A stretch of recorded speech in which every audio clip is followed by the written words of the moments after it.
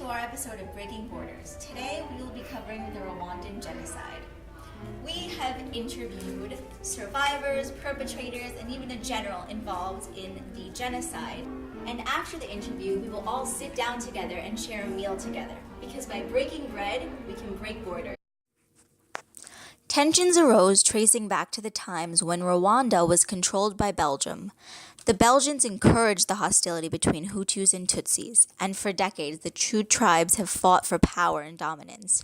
During the Rwandan genocide, Hutu troops barbarically slaughtered thousands of Tutsis with machetes. Thousands of innocent Tutsis were savagely beaten to death and had their lifeless bodies tossed on the side of the road like garbage. For 100 days and nights, Tutsis were brutally murdered by Hutus while the rest of the world watched in horror. So here with me today is Lieutenant General Romeo Dallaire, former head of the UN peacekeeping force in Rwanda. Now, could you tell us what your orders were for Rwanda? Well, I was sent to Rwanda with Belgian troops and other peacekeepers. However, we were never ordered to stop the killings, only to keep the peace. And shortly after we have arrived, we were given orders to withdraw. And why were you asked to withdraw? 10 Belgian soldiers were murdered. You refused these orders. Why? I believe that it was very moral to stand by and just let thousands of Rwandans be murdered. Someone should be trying to stop this, and I believe that the United Nations should step in as soon as the killings began. What happened in Rwanda was an obvious genocide, and something should have been done sooner to stop the killings of thousands of innocent people. And do you believe this tragedy could have been prevented? I definitely think that it could have been stopped sooner. How so? Well, unfortunately, the United Nations really didn't have much involvement for a very long time. Initially, 2,600 troops were sent in, and most of them withdrew after the 10 Belgian soldiers had been murdered. And none of these troops were from the United States. They were reluctant to even classify it as a genocide because they didn't want to get involved. The reason that the United States didn't want to get involved was that a few months prior in Somalia, 2 dozen peacekeepers had been murdered. In the midst of the searches for the killers, a U.S. Black Hawk helicopter had been shot down. 18 U.S. soldiers had been killed and dragged through the streets. The United States discussed the humiliation in Somalia was the reason for the refusal to interfere with the Rwandan affairs. This risk was very high for the Americans, and they didn't want to involve themselves. All right, well, thank you so much for being here today. Today is Agadabi, major perpetrator of the Rwandan genocide. Thank you for... Sorry, handcuffed us. All right, prison so... for war crimes. Now, what part did you play in the genocide? Well, I was just under one of the bigger leaders in the genocide, and I took orders directly from him to kill Tutsis. So I was that involved. What part did you play in the genocide? I worked just under one of the bigger leaders, and I took orders directly from him to find and kill Tutsis. And why did you partake in the genocide? I partook in the genocide not because I had any personal hostility towards the Tutsi, but because of the strong leadership, and they were very convincing and persuasive in turning us Hutu against the Tutsi. Okay. Now, did you have any personal hostility against the Tutsis? Like I said, no, I didn't. I mean, there was resentment that, builds up over the years because of years of the Tutsis being in higher positions in society because the Belgians favored them for their lighter skin, and us Hutu were the farmers and in lower castes, in lower positions in the society, even though we made up 85% of the population. Do you regret participating in the genocide and killing so many Tutsis? Absolutely. I've had a long time to think about, my actions, and I absolutely regret it. And You're currently in jail, right? I'm currently in jail. And I just hope that it was a horrible thing that I did. The genocide as a whole was awful. I just hope that Tutsis today can try and find a way to forgive us for our atrocities. And do you have any resentment or feelings towards the Tutsis today? No resentment, just remorse and guilt over my actions. Well, thank you for being here today. They'll escort you out, but thank you so much. Thank you. Here joined with me today is Hutu moderate Nzinga. Thank you so much for being here. It's an honor. So you witnessed the Rwandan genocide, right? Yes, I did. Could you tell us about some of the events that took place? This Rwandan genocide was something that I could never forget. It was a heartbreaking moment. Every time I would open the windows, there were children getting bashed by machetes and thrown into graveyards. There was blood everywhere. Poor 4-year-olds, 2-year-olds were being killed. What did they ever do? You know? Now, what are your views on the hostility between the Tutsis and the Hutus? Well, the Rwandan genocide was a long time coming. Um, it was something that started with the start of the Belgium takeover when after World War One and the Treaty of Versailles, and they got the mandate of Rwanda. And the Belgians preferred the Tutsis more because of their light skin, and they were put into positions of high dominance. And I think that's what really sparked the hostility and the hatred between the Hutus and Tutsis, because they all thought, why are they in such dominance and we're so inferior? Could you tell us about your childhood and growing up with these rising tensions between the tribes? Yes. Growing up, I had to carry these identification cards that were mandated by the Belgians to carry around by the Hutus. And I had to carry these around to, just so that I can go from one place to another. Now, what was your role in the genocide? Well, seeing many children being killed and thrown into grave ditches and just being beaten by machetes, I was very heartbroken, and I thought I had to do something, you know, for these children, because their families were gone, they were lost. So I remember this young boy, around 6 or 7 years old. His family was slaughtered in front of him. He was heartbroken, he was devastated, and he just didn't know what to do, because like everything that he had was taken from him.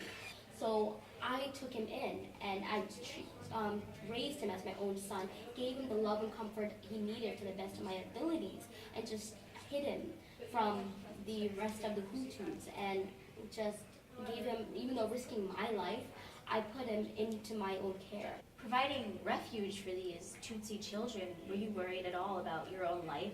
As I mentioned before, yes, I was. I was scared to death. I knew I was gonna, if I get caught, I would die. That's a life-death situation. But I know that for whatever I could do, it was just this. It's a great thing you did. Now you live in Rwanda today, Yes, right? I do. How are the tensions now? Are they still there? Are they better? Well, the Rwandan genocide is something that can never be forgotten. So yes, there is hostility still today. And as a Hutu, I feel upset, you know, that there's still hostility, there's still anger. Because for all you know, all of us are equal. And there shouldn't be any racial discrimination, there shouldn't be any ethnic dominance. It's time for everyone to just come together and just set aside their differences and just forget about their past and work together as one unity, as one Rwandan community, not Hutus and Tutsis, but one nation. Well, thank you so much, Nizikba. It's wonderful meeting you. And I will see you tonight at the dinner. Yes, thank you.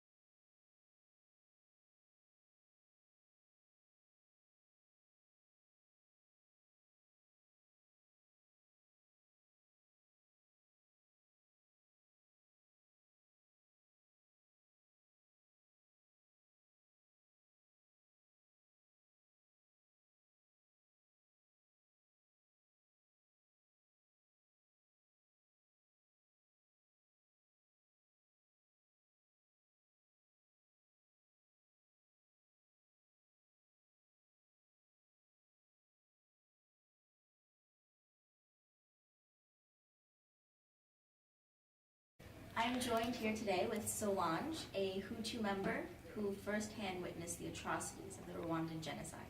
Welcome, Solange. Thank you for being here today. What is your personal connection to the genocide? Okay, well, both my parents were militia officers in the genocide, and they did a lot of the violence and the persecution. My father was a right hand to Bernard Munyagashari, and he killed hundreds of Tutsis. And my mother helped to cover Tutsis to the militia so they could find and attack them. And how do you feel about their actions towards the Tutsis?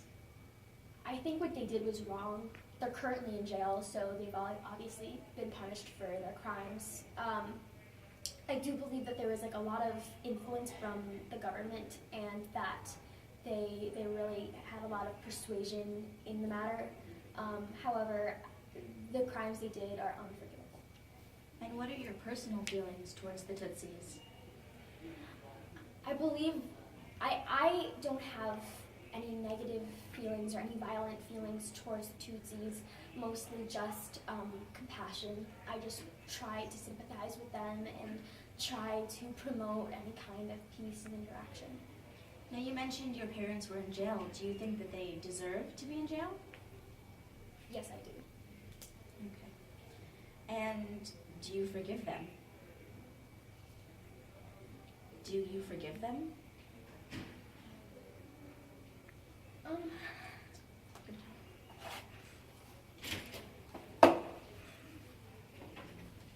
Yes, I do. And why do you think that no one attempted to intervene at all? Well, there were some interventions. I know that the French set up refugee camps in the south of Rwanda, but mainly the reason was because the government was in control of the genocide, and they were the ones controlling it. And so it was very hard for anyone within the community to really take action. And did most members of the community stand by their fellow Tutsis or Hutus involved in the conflict, or did they remain neutral? Well, the Tutsis really were not able to go to the other side. I mean, anyone who was Tutsi was persecuted, and that's how it was. There were some Tutsi sympathizers among the Hutus. However, often they were very fearful of what the government would do to them if they didn't follow orders. So it was very separated. Mm-hmm. Now, what would be your message to Tutsis in Rwanda today? If I could say anything to Tutsis, it would be for forgiveness. I know that that's not, the genocide and all the horrible, devastating things that happened in Rwanda are not something that you can forget. But the only real way that we can make peace and be a progressive community is through forgiveness. So I want to not for the society to be Hutus and Tutsis, but for us to be Rwandans. Well, thank you so much. It was such a pleasure. Welcome, everyone. Thank you so much for being here. I know it must have been hard, but by breaking bread, we can discuss topics and build relationships. So our chef is going to come in because she made some delicious dinner for us. I have prepared a typical Rwandan dish for you all. It's ugali large with potatoes. Okay. Thank you. Thank you. Wow, that's really Wow, good. very nice. Okay. And we are ready. All right. Welcome, everyone. Thank you so much for being here. I know it must have been hard, but by breaking bread, we can discuss topics and build relationships. So our chef is going to come in because she made some delicious dinner for us. I have prepared a typical Rwandan dish for you all. It's ugali large with potatoes. Okay. Thank you. Thank you. Wow, that's really Wow, good. very nice. All right. All right. So now we're going to get started. Oh, I'm supposed to be sitting. Shoot. Okay. Sorry. Okay. Okay. So we're going to get started now. Feel free to eat and make comments. We're here to discuss. So starting off, we already know that the Rwanda Genocide was an atrocity. The tensions were so high, but how would you guys say that Hutus and Tutsis respond to each other today? Well, I'll start. In my experience, Hutus and Tutsis are trying their best at the moment to live harmoniously. It's as if the two groups are so exasperated from all the destruction and violence that was caused by the genocide that it's just easier for them to let that go and start anew. I agree, actually. While what many perpetrators have done is absolutely unforgivable, they're trying their absolute best to move on and encourage peace and integration amongst the people. Everyone has to realize that Hutus are making efforts to show empathy and erase destructive labels. Tutsis should forgive as the only way of... But see, that's the thing. Everyone keeps on saying forgiveness is the key to everything. And while I believe that is, to an extent, everyone must realize that it takes time to forgive. It's unhealthy to simply forgive and forget and not deal with the trauma, pain, memories, and resentment caused by this genocide. As painful and difficult it is, I think both Tutsis and Hutus have to confront and understand those issues in depth before we can truly reunite. Okay, well, moving on, I think we discussed that well enough. The Rwandan Genocide is considered to be one of the most efficient genocides in all of history, met with little resistance. Why do you guys think that was? Well, I think one of the major factors was that technically it was government controlled. They put all of their money and power into eliminating the Tutsis. They brainwashed and threatened their fellow Hutus into killing. Hutus were already the majority of the population, 85% of the population. That's a huge number. The Tutsis were defenseless. Absolutely. That's not true. There was the RPF, What is the RPF? the Rwandan Patriotic Front. They were made up of Tutsis and fought against and attacked the Hutu militia. They came in with a military attacking Hutus and saved tens of thousands of Tutsis from annihilation. They helped them escape dangerous regions and brought us to places like swamps and jungles where Tutsis could really be safe. I mean, they were the ones that ended in July of 1994. I mean, it's crazy that I had all those killings in only 100 days, and we basically had no external help from any of the other countries. I mean, it was all done by Rwandans. I wish I could dispute that, but I'd be lying. Although Belgium, France, and Canada sent in troops, the efforts put in were humiliatingly less than what was needed. For instance, I got around half as many troops as I asked for to help stop the killings.